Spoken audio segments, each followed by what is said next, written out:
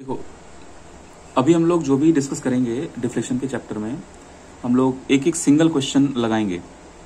लेकिन डिफ्लेक्शन का जो बेसिक कॉन्सेप्ट है वो एक बार रिवाइज कर लेंगे तो हम लोगों के लिए अच्छा हो जाएगा।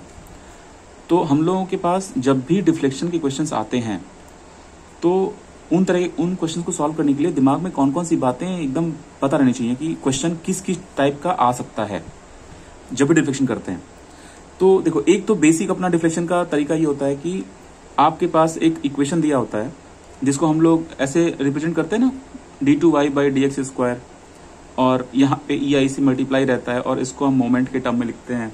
फिर इसको हम एक बार इंटीग्रेट करते हैं तो ये dy/dx का फॉर्म बन जाता है। तो अब जो यहाँ इक्वेशन मिलता है उस इक्वेशन को स्लोप कहते हैं, और इसको एक बार और इंटीग्रेट करते हैं तो y मिल जाता है, और फिर उसको हम लोग डिफ्लेक्शन कहते हैं।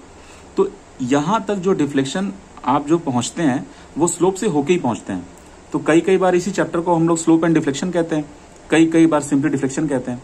तो अब ये कॉन्सेप्ट कब काम आता है, जब आपको ऐसे जैसे मान लो कोई बीम दिया हुआ है। अब इसी बीम पर, ये मान लो कैंटिलीवर बीम है या कोई भी बीम है, उस पर एक लोड लगा हुआ है, दो लोड लगा हुआ है, तमाम कुछ भी यहाँ से यूडीएल कुछ भी लोड लगा हुआ है इस पे।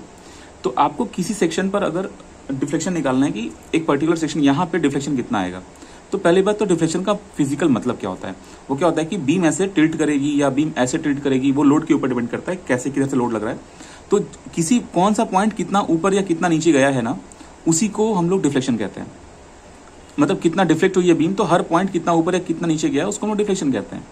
अब इसको निकालने का सिंपल तरीका, जो सबसे पॉपुलर तरीका ये है कि आप क्या कीजिए कि बीम के किसी भी सेक्शन पर अपना कोई सेक्शन कंसीडर कर लीजिए x करके, और इसके इस साइड में या फिर इस साइड में, जिस भी साइड में वो कंफर्टेबल लगे, उस साइड से सब सारे लोड्स को ध्यान दीजिए और कि उसी सेक्शन पर आप अपना मोमेंट निकालिए। तो वो जो मोमेंट आएगा ना, वो एक आर्बिट्रेरी लेंथ के रूप में आएगा। इसका मतलब आप अगर पूरा लेंथ L है बीम का, तो आप किसी लेंथ x के हिसाब से ही मतलब कंसीडर करेंगे ना। मतलब आपको यहाँ निकालना है तो लेंथ x ये हो जाएगी, यहाँ निकालना है तो ये उसमें लोड कवर हो जाएगा, तो फिर x लेंथ, मतलब वो जो x लेंथ है ना वो वेरिएबल होना चाहिए। तो आपका जो मोमेंट आता है वो x का फंक्शन आता है। तो हम लोग क्या करते हैं कि ये जो d2y/dx का जो इक्वेशन होता है, जब उसको हम लोग इसी m का इक्वेशन निकाल के यहाँ लिखते हैं और फिर जब इंटीग्रेट करते हैं तो वही हमारा x का इक्वेशन दोबारा मिलता चला जाता है। ठीक है, तो हमको जिस x पर निकालना होता है x की वो वैल्यू डाल देते हैं। मतलब अगर ये बीम है, मान लो यहाँ पे एक लोड है, यहाँ पे एक लोड है, और यहाँ पे ये 1 मीटर है, यहाँ पे ये 2 मीटर है, आपको यहाँ पे निकालना है कि यहाँ पे डिफ्लेक्शन कितना आएगा। मान लो ये 3 मीटर है, तो अपना हम लोग जब y की वैल्यू निकालते हैं तो उसमें लास्ट में आके 3 पुट कर देते हैं तो डिफ्लेक्शन आ जाता है। ये बहुत पॉपुलर और बेसिक तरीका है डिफ्लेक्शन निकालने का, बहुत बेसिक तरीका है। अब ये तरीके पे अगर क्वेश्चन आता है तो किसी भी स्टूडेंट का क्वेश्चन ये छूटता नहीं है, सारे लोग कर लेते हैं। लेकिन कुछ तरीके और हैं जिनसे डिफ्लेक्शन निकलता है। कई बार बच्चे उन तरीकों को देख नहीं पाते, उनके दिमाग में वो तरीका आता नहीं है। डायग्राम्स मिल जाते हैं, बड़े बड़े डायग्राम्स, जैसे गेट में पूछा हुआ था एक बार, ऐसा क्वेश्चन दिया था कि एक बार ये बनाया था, ये मैकेनिकल की बात कर रहे हैं, तो ये ऐसे ऐसे दिया हुआ था, यहाँ पे एक ऐसे पॉइंट दिया हुआ था, ये ऐसे दिया हुआ था। ये बहुत पॉपुलर क्वेश्चन है मैकेनिकल का। यहाँ पे लोड लग रहा है, यहाँ पे ये हिंज है, तो यहाँ पे सरफेस पे हिंज है, ऐसा न्यूमेरिकल था, ऐसा कुछ। तो अब उसमें पूछा था डिफ्लेक्शन बताइए। तो जब भी हम लोग डिफ्लेक्शन निकालते हैं तो इस कंडीशन में बच्चे कंफ्यूज जाएंगे कि हम लोग यहाँ पे मोमेंट कैसे कंसीडर कर रहे हैं, यहाँ पे कैसे करें। तो इन चीजों का सबसे आसान तरीका ये है, मतलब वही हम कह रहे हैं कि कितने सारे तरीके पॉसिबल हैं डिफ्लेक्शन निकालने के लिए। तो एक तो हो गया अपना रेगुलर तरीका। दूसरा तरीका ये है कि आप ना पूरा स्ट्रेन एनर्जी निकाल लीजिए कि उस बार में स्ट्रेन एनर्जी कितना है बेंडिंग की वजह से, जो हमारा बेंडिंग आ रहा है जब मोमेंट लग रहा है। तो उसका फॉर्मूला आप लोगों को हम लास्ट क्लास में कराए थे कि हम लोग एनर्जी निकालने के लिए कौन सा फॉर्मूला यूज करते हैं। वो डिपेंड करता है कि किस तरह की लोडिंग है। तो यहाँ पर जो डिफ्लेक्शन मोस्टली हम लोग डिस्कस करेंगे इस चैप्टर में, वो बेंडिंग की वजह से होगा।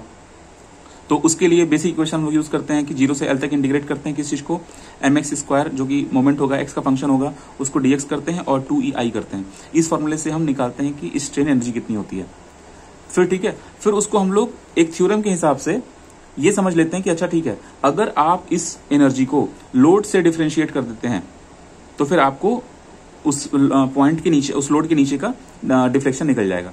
मतलब जैसे मान लो कि इसी में अगर आप लोगों को जो एक पुराना डायग्राम ड्रॉ किए थे ऐसे ऐसे करके, ये गेट का क्वेश्चन था, इसमें अगर आपको यहाँ पे डिफ्लेक्शन निकालना है, यहाँ पे लोड लगा हुआ है, तो आपको इस लोड के नीचे का डिफ्लेक्शन निकालना है। यहाँ पे आपको क्या करना है कि पहले आप इस बार में कितनी एनर्जी है उसको फाइंड कीजिए, इस बार में कितनी एनर्जी है उसको फाइंड कीजिए, दोनों एनर्जी को ऐड कर दीजिए।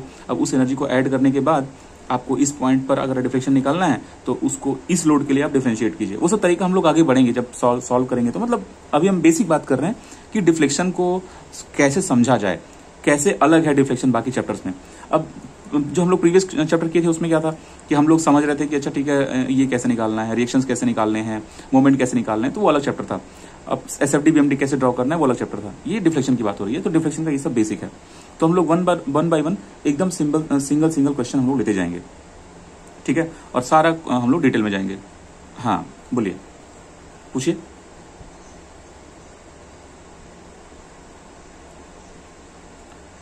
Right right right.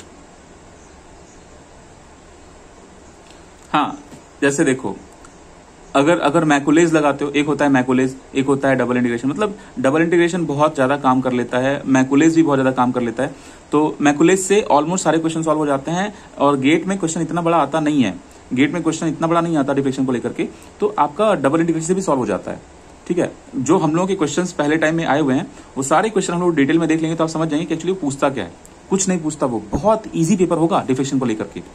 तो चलिए हम लोग डिफ्लेक्शन का एक ही क्वेश्चन लेके शुरू करते हैं, और किस तरह के सवाल में कौन सा यूज करना है, कौन सा बेटर होता है, कहाँ पे मैकुलेज यूज करना ठीक रहेगा, कहाँ पे डबल इंटीग्रेशन यूज करना ठीक रहेगा, वो सब ऑलरेडी हम थ्योरी में पढ़ाए हुए थे। तो आप लोग वो जो वीडियोस हैं उनको रिवाइज कर लीजिएगा तो काम आ जाएंगे वो सब वीडियोस आपके लिए दोबारा से, ठीक है। ड्राइव में आप लोगों का जीमेल ऐड है तो ऑलरेडी वहां से आप देख लीजिएगा। तो अब चलिए शुरू करते हैं, एक एक क्वेश्चन लेते हैं। ज्यादा क्वेश्चन है नहीं इस चैप्टर में, जो हम लोगों का डिफ्लेक्शन का पूरा प्रीवियस ईयर है पूरा क्वेश्चन सॉल्व कर डालेंगे हम लोग। लगभग 25 के आसपास क्वेश्चन हैं पूरे। चलिए करते हैं, पहला क्वेश्चन लेते हैं। ये 2003 से शुरू किया जा रहा है। क्वेश्चन ये है कि एक simply supported laterally loaded beam है। अब देखो यहाँ पे हर वर्ड को समझो। सिंपली सपोर्टेड पता है कि वो क्या होता है, लेटरली लोडेड का क्या मतलब है। लेटरली लोडेड का मतलब ये होता है कि ये जो बीम है ना, इस बीम पर अगर आप ऐसे लोड लगाते हैं या फिर ऐसे, तो ये इसको हम लोग एक्सियली कहते हैं। लेकिन अगर आप इस पे ऐसे लगाते हैं या फिर आप मतलब इधर से लगाते हैं, इधर से लगाते हैं, ऐसे कुछ लगाते हैं, मतलब परपेंडिकुलर जब आप लगाएंगे तो उसको बोलेंगे लेटरल। तो laterally loaded beam was found to deflect more than specified value.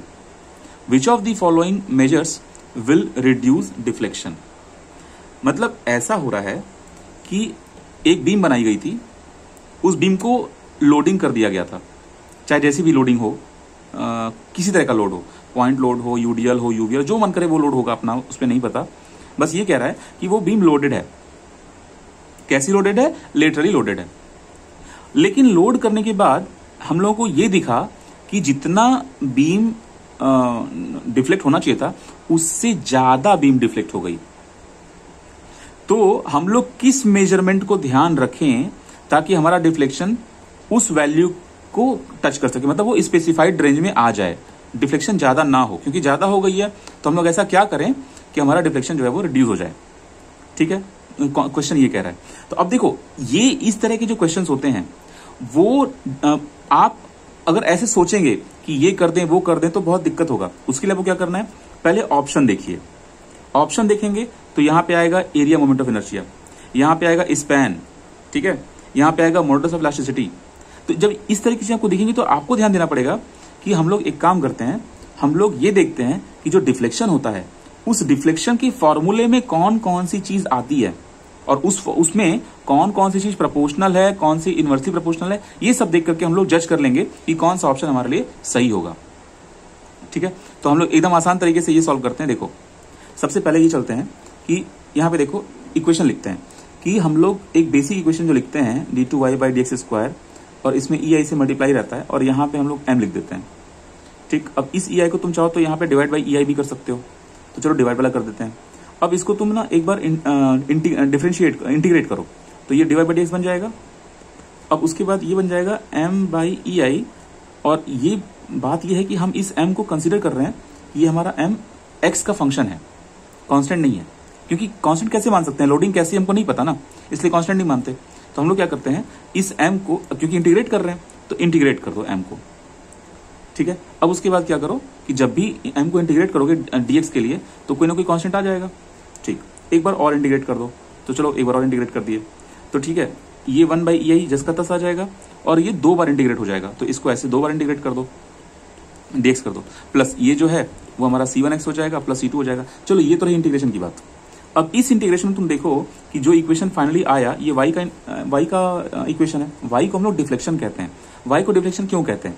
उसमें एक साइन कन्वेंशन होता है, उसमें ये कन्वेंशन होता है, साइन कन्वेंशन नहीं, कोऑर्डिनेट कन्वेंशन, कि अगर मान लो कोई कैंटिलीवर है और अगर कोई बीम है तो इस दिशा में जो भी लेंथ मेजर होगा उसको हम लोग x से दिखाएंगे और ऊपर नीचे जो भी लेंथ मेजर होगा उसको y से दिखाएंगे, समझे?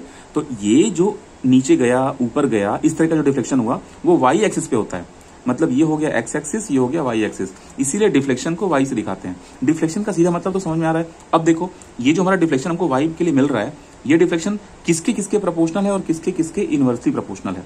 अगर आपको इस डिफ्लेक्शन को बढ़ाना है तो इन दोनों लोगों का कम कीजिए, और अगर आप इस डिफ्लेक्शन को घटाना चाहते हैं तो इन दोनों का बढ़ा दीजिए, ठीक है? इसका सीधा मतलब है कि अगर आप अपने ऑप्शन पे जाएं तो ऑप्शन में लिखा है कि इंक्रीज करो मोमेंट ऑफ इनर्शिया, तभी आपका रिड्यूस होगा जो एक्स्ट्रा आपको डिफ्लेक्शन मिल रहा है, ठीक है?